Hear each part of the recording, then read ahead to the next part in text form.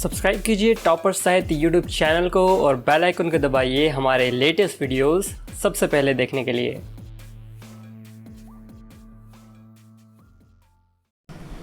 नमस्कार दोस्तों, मैं प्रदीप भारद्वाज टॉपर साहित्य चैनल पर आप सभी का स्वागत करता हूं। सभी को नमस्ते, सभी को राम राम। मॉक टेस्ट को शुरू करने से पहले आपसे विनम्र प्रार्थना, हम्बल रिक्वेस्ट, नोटबुक और पेन साथ में रखें। उससे भी पहले एक और रिक्वेस्ट है, जब भी आप आंसर देंगे क्वेश्चन नंबर डालकर ही आंसर देंगे, क्योंकि कंफ्यूज कर देते हो आप भी, फिर आपका कैसे बताऊं मैं सही है या गलत। ओके, आपका टाइम वेस्ट ना करते हुए चलते हैं पहले क्वेश्चन की ओर। पहला क्वेश्चन आपके सामने आ चुका है, देखिए इधर। अनुशासन शब्द का विलोम शब्द है भाई, ऑप्शन नंबर ए या ऑप्शन नंबर बी या ऑप्शन नंबर सी या ऑप्शन नंबर डी। तो यहां पर देखते हैं किसका आंसर सही मिलेगा। और अल्टीमेट क्वेश्चन मैं पहले ही आपको बता रहा हूं, और यहां पर कुछ लोग कंफ्यूज हो चुके हैं कि आंसर कैसे दें और क्या दें। तो राइट आंसर एक बार चेक कर लेते हैं। देखिए, अपने आंसर को मैच कीजिए। जिसका भी ऑप्शन नंबर ए गलत है भाई साहब, ऑप्शन नंबर बी वो क्या है सही, और सी क्या है गलत, डी क्या है गलत। तो अनुशासन का विलोम शब्द या विपरीतार्थक कह सकते हैं आप अनुशासन है। ये पहली बार देख रहे, एक बार कमेंट कर दें हाँ सर, ऐसा क्वेश्चन तो हमने कभी पढ़ा ही नहीं। वैसे मैं आपको बता दूं, अनुशासन शब्द का विलोम शब्द पहली बार देखा है, डैम श्योर। और जिन्होंने लाइव सेशन लिए हैं या ऑनलाइन क्लास लिए हैं उनको तो पहले से मैं आपको बता चुका हूं कि एग्जाम ओरिएंटेड क्या है। ओके, लिख लिया तो आगे चलते हैं। वेरी गुड, अब चलते हैं अगले क्वेश्चन की ओर। अगला क्वेश्चन आपके सामने आ चुका है। द्विगु, द्विगु जो शब्द है उसमें कौन सा समास है? ऑप्शन नंबर ए या ऑप्शन नंबर बी या ऑप्शन नंबर सी या ऑप्शन नंबर डी। अब कुछ बच्चे कंफ्यूज हो चुके हैं कि सर कैसा क्वेश्चन है, द्विगु तो हमने समास का नाम ही सुना, लेकिन आपने पूछ लिया द्विगु में ही कौन सा समास है। तो इसलिए मैं कह रहा हूं टॉपर साहित्य से जुड़े, अपने दोस्तों को बताएं। जितना आप सपोर्ट करेंगे जल्दी ही जैसे हमारे 1000 सब्सक्राइबर हो जाएंगे, लाइव सेशन होंगे और आपको बिल्कुल सीरीज से पढ़ाया जाएगा व्याकरण और साहित्य को। ये टॉपर साहित्य मतलब हिंदी सब्जेक्ट के लिए क्या है, बिल्कुल बाध्य है सब कुछ आपको हिंदी के लिए बताने के लिए। लेकिन आप सपोर्ट तो करो, सहयोग तो करो। राइट आंसर चेक कर लेते हैं, जिसका भी ऑप्शन नंबर सी। क्या लगता है आपको मैं क्या कहने वाला हूं? गलत। ऑप्शन नंबर डी गलत, ऑप्शन नंबर बी भी गलत, ऑप्शन नंबर ए क्या है सही। अब क्वेश्चन ही आता है द्विगु शब्द में द्विगु समास कैसे हो गया। द्विगु का अर्थ क्या होता है? दो गायों का समूह। काउंटिंग आ गई भाई साहब। मैं कहूं पंचरत्न या मैं पंजाब कहूं, जहां पर समूह की बात करते हैं द्विगु समास होता है, काउंटिंग जहां पर आ जाए। ओके, इंटरेस्टिंग लगा तो यस कर दें एक बार, फिर आगे चलते हैं। ओके, यस करने वालों को धन्यवाद, थैंक यू। अगला क्वेश्चन आपके सामने आ चुका है। यह घर कई प्रकार के पत्थरों से बना है। पत्थरों में संज्ञा है भाववाचक, द्रव्यवाचक, समूहवाचक या लास्ट ऑप्शन है कोई नहीं। देखिए, इंटरेस्टिंग क्वेश्चन है। संज्ञा आपने पढ़ा होगा, कल सर्वनाम से क्वेश्चन पूछे गए थे, और मैं आपको बता रहा हूं आपको काफ़ी कुछ एक्स्ट्रा मिल रहा है, लेकिन ऑफलाइन कमेंट नहीं करते हो तो काफ़ी बुरा लगता है। सोचता हूं कि भाई वीडियोस ना बनाऊं। किसके लिए बनाता हूं? आपके लिए। अगर आप ऑफलाइन कमेंट नहीं करेंगे, आप सपोर्ट नहीं करेंगे, तो कैसे मैं वीडियो लेकर आऊँगा? तो प्लीज़ ऑफलाइन भी कमेंट करें और वैसे भी सपोर्ट करें, अपने दोस्तों को बताइए। अब आंसर भी तो बताइए जनाब, सुनते रहेंगे मुझे। तो आंसर चेक कर लेते हैं, जिसका option number B. Very good, उम्मीद थी बेटा आपसे यही। गलत है, नहीं हो गए। ये क्या है? गलत। Okay, option number C. अरे वेरी गुड, दिमाग तो लगाया आपने। ये भी गलत। और जिसका ऑप्शन नंबर ए है वो क्या है? बिल्कुल ही गलत। तो इसका आंसर क्या होगा? डी, कोई नहीं। अब कोई नहीं क्यों होगा? अब देखिए, पत्थर में क्या है? द्रववाचक संज्ञा है, ये सबको पता है अगर पत्थर आए। लेकिन यहां पर डियर स्टूडेंट्स आपने देखा पत्थर का क्या आ रहा है? पत्थरों। अब देखिए, जब भी द्रव्यवाचक संज्ञा को बहुवचन में प्रयुक्त करते हैं उसे क्या कहते हैं? वो कौन सी संज्ञा बन जाती है? जातिवाचक। लिख लो, अभी तक आपने कहीं भी नहीं पढ़ा होगा। कल भी एक ऐसा ही रामबाण एक रूल आपको दिया गया था कि प्यारे बच्चे लिख लो। तो इस वीडियो में आपको फिर से एक और गोल्डन रूल दे दिया व्याकरण का। क्या? जब भी द्रव्यवाचक संज्ञा बहुवचन में प्रयोग में लाई जाए या प्रयुक्त हो तो जातिवाचक संज्ञा का रूप ले लेती है। कैसा लगा क्वेश्चन, कैसी लगी एक्सप्लेनेशन? कहीं नहीं मिलने वाली आपको। जुड़े रहे, बने रहे, मैं आपकी पूरी हेल्प करूंगा। अगर आप दिल से साथ देते हैं तो दिल से साथ मैं भी दूंगा। एक बार यस कर दें, कुछ नया मिला? यस करें एक बार फटाफट, फिर अगले क्वेश्चन पर चलते हैं। थैंक यू जिन्होंने भी यस लिखा। अगला क्वेश्चन, बाएं हाथ से तीर चला सकने वाला, तो भाई उसे क्या कहेंगे? वन वर्ड सब्स्टिट्यूशन है, वाक्यांश के लिए एक शब्द है, क्या कहेंगे उसे? ऑप्शन नंबर ए कहेंगे, ऑप्शन नंबर बी कहेंगे, ऑप्शन नंबर सी कहेंगे, या ऑप्शन नंबर डी कहेंगे? प्यारे बच्चों, एग्जाम में आया हुआ क्वेश्चन है और यहां पर भी थोड़े कंफ्यूज हो चुके हो कि क्या कहें, संचक कहें, रंचक कहें, सव्यसाची कहें, सव्यसाची कहें। कंफ्यूज हो चुके हो तो कमेंट कर दें और हम्बल रिक्वेस्ट फिर से बीच में क्वेश्चन नंबर डालें, फिर आंसर दें। इसका आंसर चेक कर लें एक बार। जिसका भी है ऑप्शन नंबर सी गलत है, ऑप्शन नंबर बी गलत है, ऑप्शन नंबर ए गलत है, ऑप्शन नंबर डी जिसका सव्यसाची कहा जाता है, जो बाएं हाथ से तीर चला सकता हो या चला सकने वाला हो। लिख लें, जबरदस्त चीजें पहुंचा रहा हूं मैं आपके लिए। लेकिन बस एक ही बात अच्छी नहीं लगती, आप ऑफलाइन कमेंट नहीं करते। भाई मेरा भी मन करता है मुझे कोई मोटिवेट करे, मेरा काम करने का मन आपके कमेंट के ऊपर डिपेंड है। देखते हैं कौन कौन करता है कमेंट। भाई अगला क्वेश्चन, बड़ा प्यारा क्वेश्चन। होली मना ली, दिवाली मना ली, चलो ठीक है आज ईद मना लेते हैं भाई साहब। अस्सलाम वालेकुम सलाम, अस्सलाम होता है ना, कुछ ऐसे बोला जाता है, वालेकुम सलाम। तो ईद का विलोम शब्द क्या होगा? बकरीद होगा, ऑप्शन नंबर बी होगा, या ऑप्शन नंबर सी होगा, या ऑप्शन नंबर डी होगा? ये क्वेश्चन एक ऐसा क्वेश्चन है, जितने भी अभी वीडियो को वॉच कर रहे हैं मैं कॉन्फिडेंस के साथ बता रहा हूं, भले 1% को ही पता हो, और वो भी मैं आपको बता दूं यूट्यूब पर कितनी वीडियो चेक करना, अगर आपको ये क्वेश्चन मिल जाए मेरे लाइव सेशन के अलावा या लाइव क्लासेस के अलावा, ये बिल्कुल मैं कॉन्फिडेंस के साथ आपके सामने बता रहा हूं। और कुछ तो अभी कमेंट कर देंगे, हाँ सर ये पहली बार इस तरह का क्वेश्चन देखा है कि इसका भी विलोम शब्द होता है। किसका? ईद का। ओके, होली मनाई, दिवाली मनाई, तो ईद मना लेते हैं। तो अपने दिल से पूछिए और आपका आंसर क्या होगा? हाँ सर आपने सही कहा, कंफ्यूज कर दिया आपने। तो इसका राइट आंसर एक बार चेक कर लेते हैं। जिसका ऑप्शन नंबर डी है वो क्या है? बिल्कुल गलत।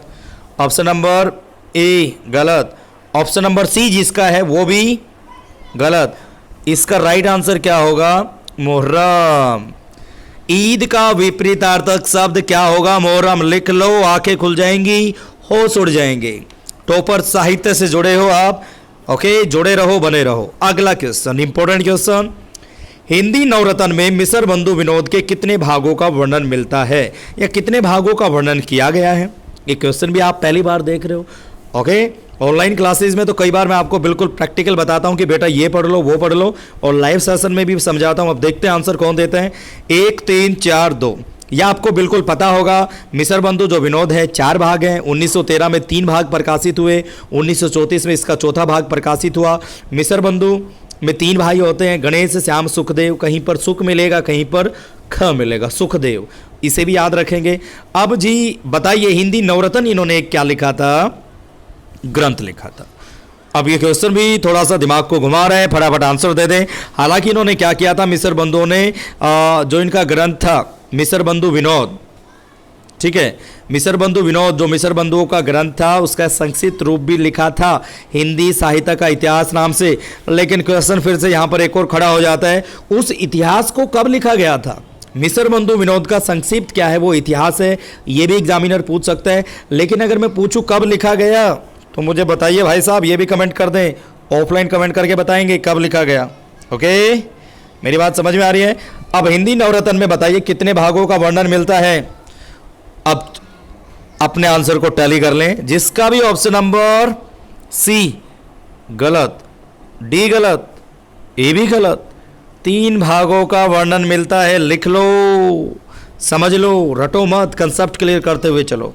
एक्सप्लेनेशन में जो राज है वो कहीं नहीं मिलेगा आपको। क्वेश्चन भले ही कम लेकर आते हो लेकिन एक्सप्लेनेशन मिलती है आपको।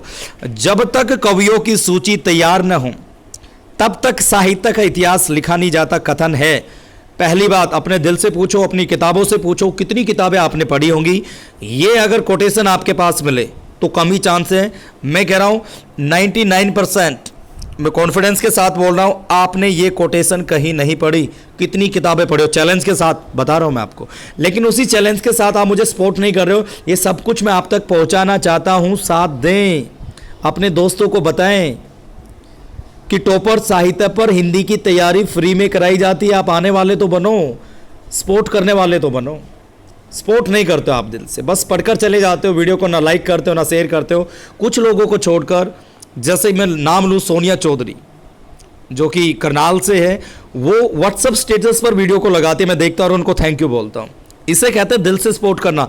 लेकिन क्या आप में से कोई ऐसा है जो व्हाट्सएप स्टेटस पर लगाता है, अपने फ्रेंड्स को बोलता है कि अरे चैनल को सब्सक्राइब कर लो? घर बैठे साहित्य सिखाया जा रहा है, जहाँ पर 35 से 40 हज़ार रुपये लगते हैं, यहाँ पर डेली आपको 8 बजे एक वीडियो मिलते हैं और जल्दी ही जैसे ही 1000 सब्सक्राइबर होंगे, बता रहा हूँ मैं, लाइव सेशन, ज़बरदस्त क्लासेस मिलेंगे आपको स्टार्टिंग से।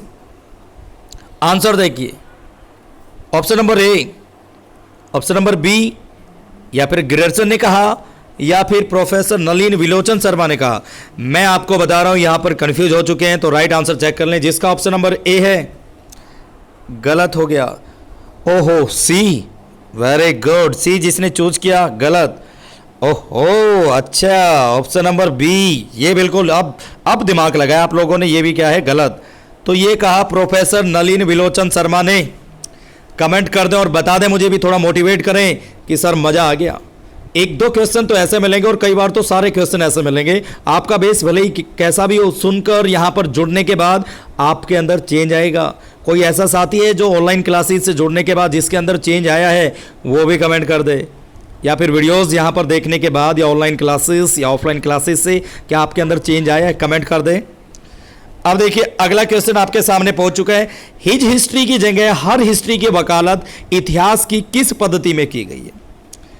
ऑप्शन नंबर ए काल कर्मानुसार, ऑप्शन नंबर बी वर्णानुक्रम, सी वैज्ञानिक और विधेयवादी डी, और ऑप्शन नंबर ई कोई नहीं।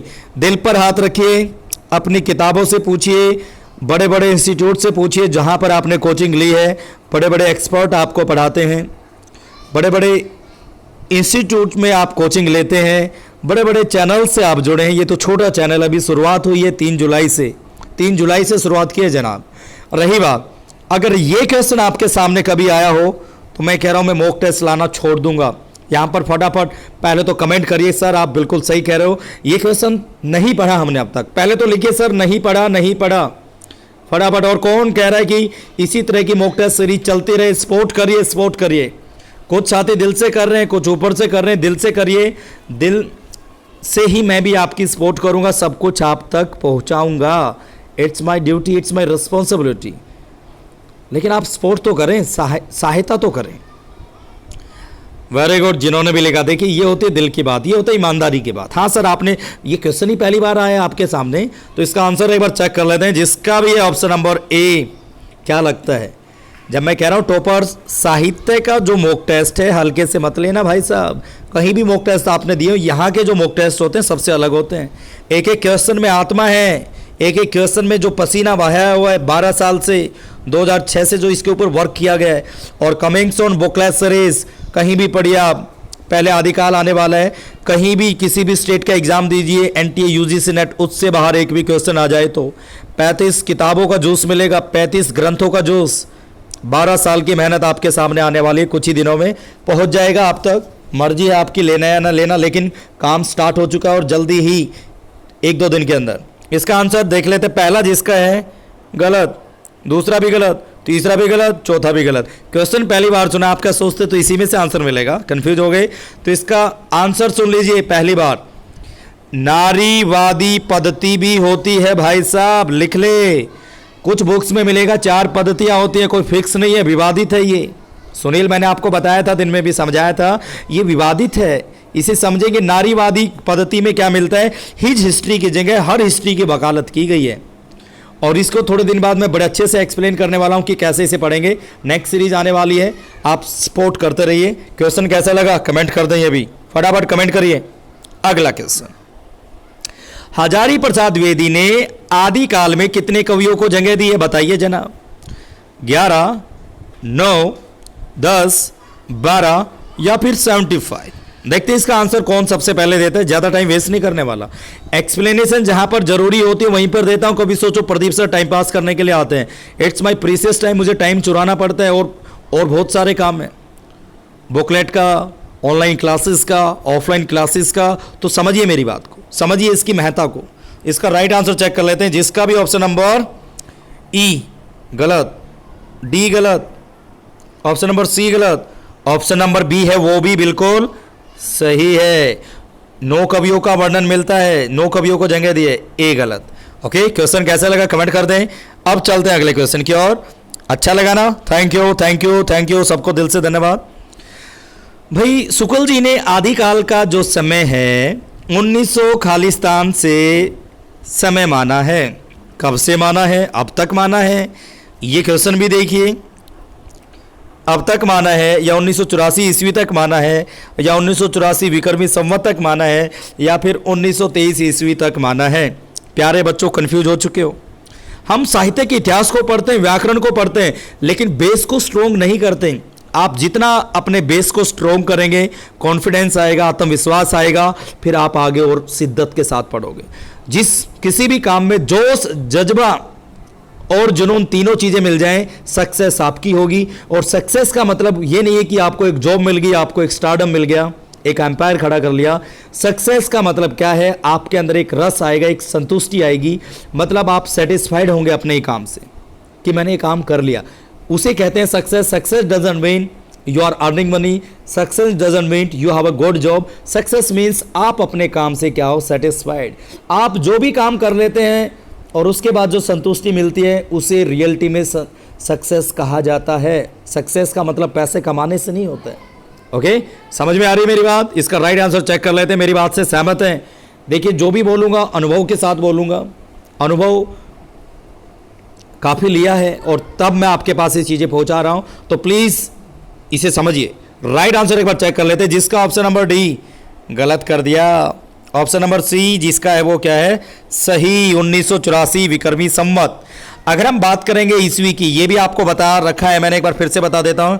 57 आप जहाँ प्लस करते हो तो विक्रमी संवत या संवत बन जाता है 57, और जब आप माइनस करते हो तो क्या हो जाता है? ईस्वी बन जाता है। प्लस करते ही क्या बन जाएगा? संवत। ये याद रखेंगे, ये भी एग्जाम में पूछा जाएगा। उम्मीद है आज का सेशन अच्छा रहा और सभी से हम्बल रिक्वेस्ट, जो भी ऑनलाइन क्लासेस लेना चाहता है हमसे जुड़ सकता है। टॉपर साहित्य नंबर आपको दिखाई दे रहा है, 72068405 हर जगह मेंशन है।